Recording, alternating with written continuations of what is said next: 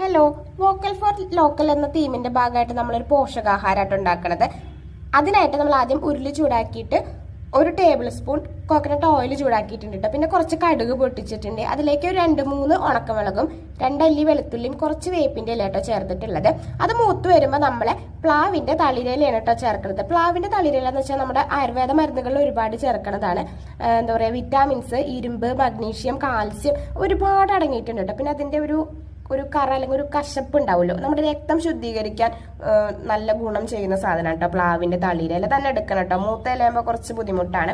പിന്നെ അത് ഡയറക്റ്റ്, അതായത് വെറുതെ കഴിക്കാൻ കുറച്ച് ബുദ്ധിമുട്ടാണ്. അപ്പൊ അത് കാരണം കുറച്ച് ചെറുപയർ വേവിച്ചതും കൂടിയും പിന്നെ കുറച്ച് തേങ്ങയും കൂടിയും ചേർക്കുന്നുണ്ട് കേട്ടോ. അപ്പൊ എന്താന്ന് വെച്ച് കഴിഞ്ഞാൽ തേങ്ങയിലാകുമ്പോൾ നല്ല കൊഴുപ്പുണ്ട്, ചെറുപയറിലാകുമ്പോൾ നല്ല പ്രോട്ടീനാണ്, ഭാരം കുറയ്ക്കാൻ സഹായിക്കും. പിന്നെ കുട്ടികൾക്കും ഗർഭിണികൾക്കും ഒക്കെ പോഷക ആയിട്ടുള്ള, നമുക്ക് ഏറ്റവും നന്നായി അടുത്ത് കിട്ടുന്ന, ലോക്കലായിട്ട് കിട്ടുന്ന ഐറ്റംസ് ആണ് കേട്ടോ അതെല്ലാതും കൂടിയിട്ട് മൂപ്പിച്ചു കഴിഞ്ഞാൽ നമ്മുടെ ഐറ്റം റെഡി ആയിട്ടുണ്ട്. ഒരു സിമ്പിൾ തോരനാണ് കേട്ടോ.